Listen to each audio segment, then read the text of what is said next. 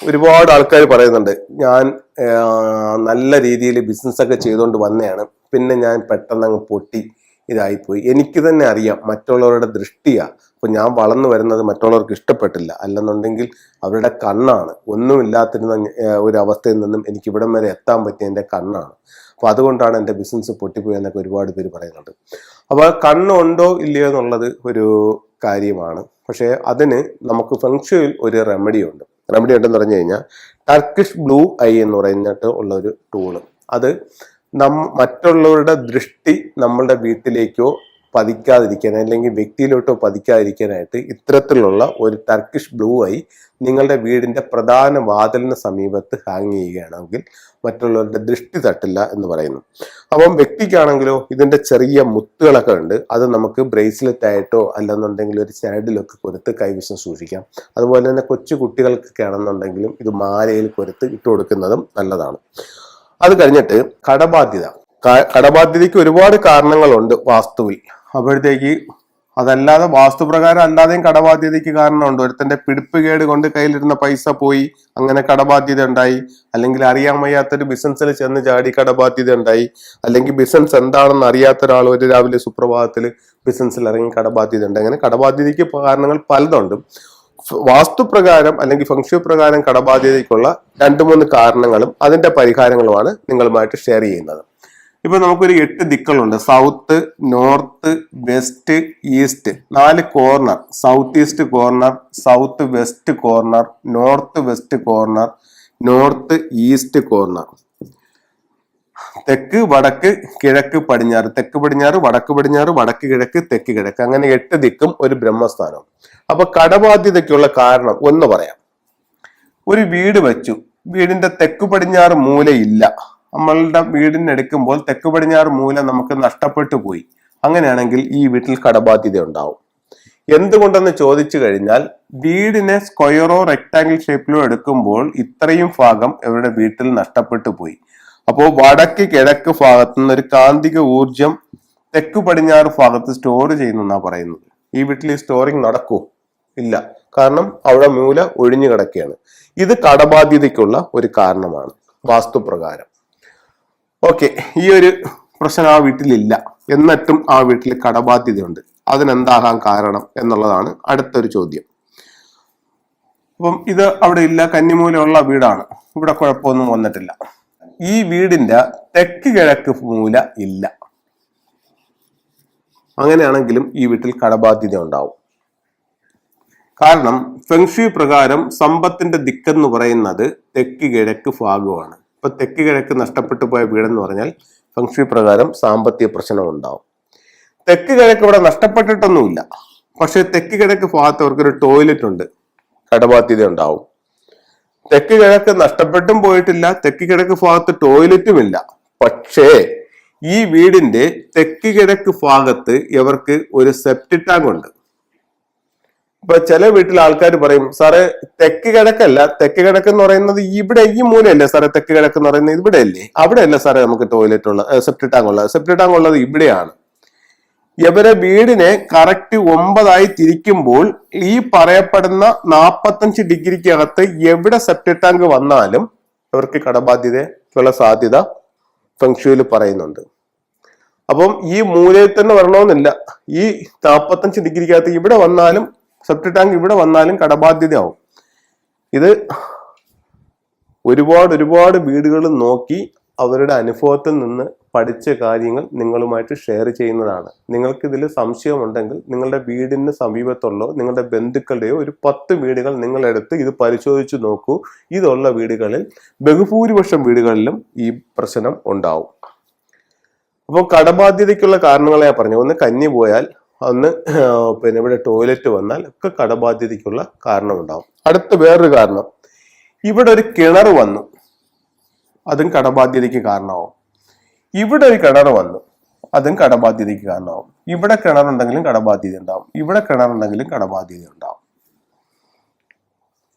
ഇനി ഇവിടെ നിങ്ങളുടെ വീട് വെച്ചപ്പോഴത്തേക്ക് പറഞ്ഞു കഴിഞ്ഞാൽ ഇപ്പൊ പലർക്കും പലതരത്തിലുള്ള ഭൂമിയാണല്ലോ. അപ്പൊ അങ്ങനെയാണെന്നുണ്ടെങ്കിൽ ഒരു മലയോര പ്രദേശത്തുള്ള ഒരു ഭൂമി, ഈ കന്നിമൂല ഭാഗം ഇവിടെ മൊത്തം അങ്ങ് താന്ന് കിടക്കുകയാണ്, ഒരു അഗാധമായ ഗർത്തം പോലെ കിടക്കുക. അല്ലെങ്കിൽ അഗാധമായ ഗർത്തമൊന്നും വേണ്ട, ഒരു 10 അടി താഴ്ചയിലൊരു കുഴിയായിട്ട് കിടക്കുകയാണ്, അല്ലെങ്കിൽ 3 അടി താഴ്ചയിലൊരു കുഴിയായിട്ട് കിടക്കുകയാണ്, അവിടെയും പൈസ നിൽക്കത്തില്ല, കടബാധ്യത ഉണ്ടാവും.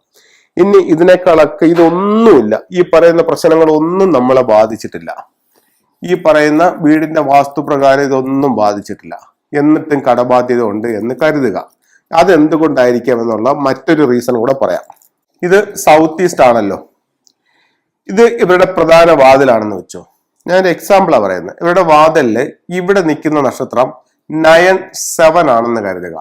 ഈ വീട്ടിൽ കടബാധ്യത ഉണ്ടാവും. എന്തുകൊണ്ടെന്ന് വെച്ച് കഴിഞ്ഞാൽ ഈ 7 എന്ന് പറയുന്ന ആള് പ്രശ്നക്കാരനാണ്. ഇതൊരു നക്ഷത്രമാണ്. നിങ്ങളുടെ വീടിന്റെ ഓരോ ദിക്കിലും ഈ പറയപ്പെടുന്ന നക്ഷത്രങ്ങളുണ്ട്. ഇപ്പം ഇത് ഞാൻ എക്സാമ്പിൾ പറയാണ്, ഈ നക്ഷത്രങ്ങൾ തന്നെ വരണമെന്നില്ല, പല പല നക്ഷത്രങ്ങളായിട്ട് ഇങ്ങനെ പല ദിക്കുകളിലും എല്ലാ വീട്ടിലും ഉണ്ട്. ഒരു വീട്ടിലും ഇല്ലാതില്ല. ഒരു മുറി കടയിലായാലും ശരി തന്നെ, ഒരു വീട്ടിലായാലും ശരി തന്നെ, എല്ലാ സ്ഥലത്തും ഇതുപോലുള്ള പല പല രീതിയിൽ നക്ഷത്രങ്ങളുണ്ട്. അപ്പം അത് ഓരോ വീട്ടിനും വ്യത്യസ്തമായിരിക്കുമെന്നേ ഉള്ളൂ. ഇത് ഈ ഓർഡറിലൊന്നും വരണമെന്നൊരു നിർബന്ധമില്ല. ഞാൻ ജസ്റ്റ് നിങ്ങൾക്ക് മനസ്സിലാവാൻ വേണ്ടിയിട്ട് ഒരു 9 ദിക്കിലും വരുന്ന നക്ഷത്രങ്ങൾ എഴുതിയാണ്. ഇവിടെ നിങ്ങൾക്ക് ഈ എൻട്രൻസിൽ ഒരു 9-7 കോമ്പിനേഷൻ ആണ് നിൽക്കുന്നത്. ഇവിടെ നിങ്ങളുടെ പ്രധാന ഡോറാണ് നിൽക്കുന്നതെന്നുണ്ടെങ്കിൽ ഇവിടെ മറ്റുള്ളവർ നിങ്ങളെ പറ്റിച്ചുകൊണ്ട് പോവും, നിങ്ങൾക്ക് കടബാധ്യത ഉണ്ടാവും. ഓക്കെ, ഇവിടെ നിങ്ങൾക്ക് ഈ ഒരു സ്റ്റാർ അല്ല നിൽക്കുന്നത്, ഇവിടെ നിങ്ങൾക്ക് നല്ലൊരു നക്ഷത്രം, നിങ്ങളുടെ വാതിൽ ഇവിടെയല്ല, ഇവിടെ തന്നെ നിങ്ങളുടെ സ്റ്റാർ നിൽക്കുന്നത് ഇത് തന്നെയാണ്, 9-7 തന്നെയാണ്, പക്ഷെ നിങ്ങളുടെ വാതിൽ ഇവിടെയാണ്. അങ്ങനെയാണെന്നുണ്ടെങ്കിൽ നിങ്ങൾ ഈ റൂമിലാണ് കിടക്കുന്നതെങ്കിലും കടബാധ്യത ഉണ്ടാകും, കാരണം കിടക്കുന്നതിലാണ് 7-ലാണ്. അപ്പം ഇതൊക്കെ കടബാധ്യതയ്ക്ക് കാരണമാണ്. അപ്പൊ ഇത് നമുക്ക് എങ്ങനെ തിരിച്ചറിയാൻ പറ്റാന്ന് പറഞ്ഞു കഴിഞ്ഞാൽ, ഒരാൾ ഫോൺ വിളിച്ച് ചോദിച്ചെന്നും പറഞ്ഞൊന്നും നമുക്കൊന്നും പറയാൻ പറ്റത്തില്ല. ഇത് ഓരോ വീട്ടിലും ചെന്ന് വീടിന്റെ കൃത്യമായുള്ള പ്ലാനും അതിന്റെ ഫ്ലൈങ് സ്റ്റാർ നമ്പരും എടുത്ത് അതിനെ അവിടെ ഇരുന്ന് അളന്ന് വരച്ച് കറക്റ്റ് ചെയ്തിട്ട് മാത്രമേ നമുക്കിത് അവരുമായിട്ട് ഷെയർ ചെയ്യാൻ പറ്റത്തുള്ളൂ.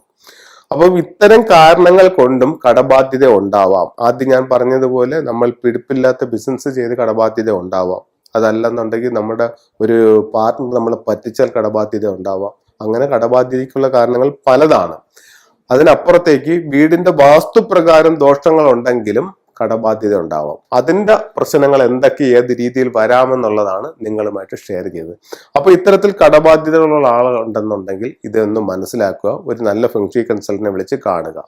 നിങ്ങൾക്ക് കടബാധ്യത ഒന്നുമില്ല, നിങ്ങൾ നല്ല രീതിയിൽ മുന്നോട്ട് പോവുകയാണ്, നിങ്ങൾക്ക് ഇപ്പൊ പ്രശ്നമൊന്നുമില്ല എന്ന് കരുതുക.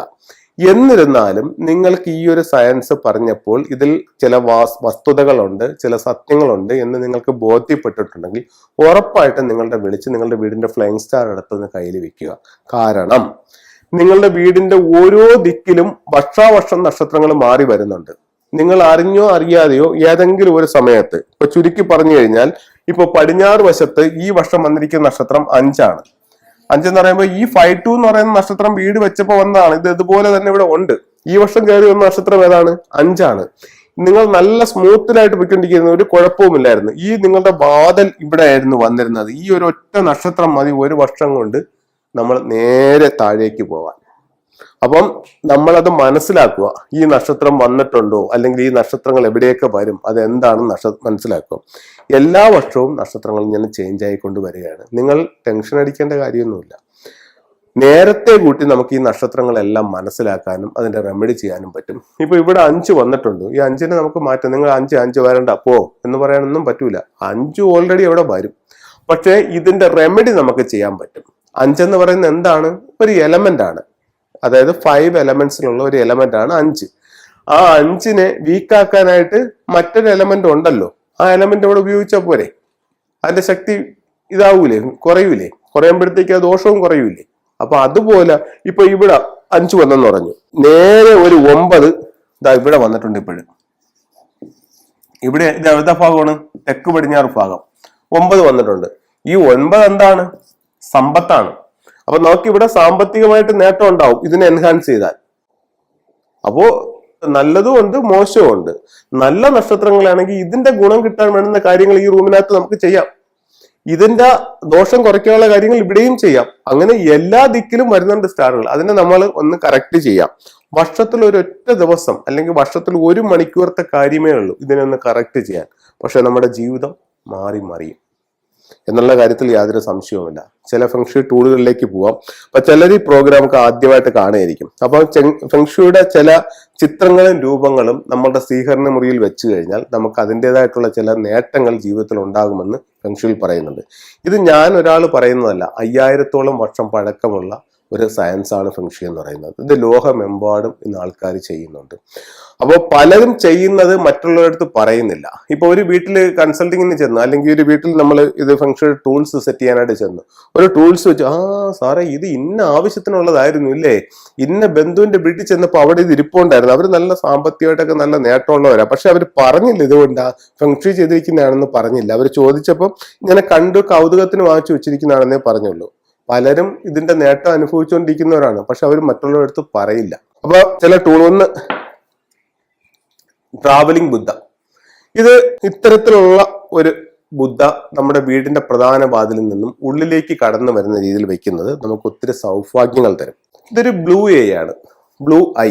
ഇത് മറ്റുള്ളവരുടെ ദൃഷ്ടി നമുക്ക് തട്ടാതെ പ്രധാന വാതിലിന്റെ സമീപത്ത് വെക്കാം.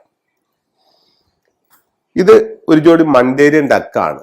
ഇത് വിവാഹപ്രായമായവർക്ക് വിവാഹം നടക്കാൻ വെക്കാം, ഭാര്യയും ഭർത്താവും നല്ല ഐക്യത്തിൽ പോകാനായിട്ട് വെക്കാം. ഇതൊരു 5 എലമെന്റ് പകോടയാണ്. ഞാൻ ഇപ്പൊ സംസാരിച്ചത് വെസ്റ്റിൽ വന്നിരിക്കുന്ന 5, അതിന്റെ ഉത്തമ പരിഹാരം 5 എലമെന്റ് പകോട അവിടെ വെച്ച് കഴിഞ്ഞാൽ ആ ദോഷത്തിന് പരിഹാരമാവും.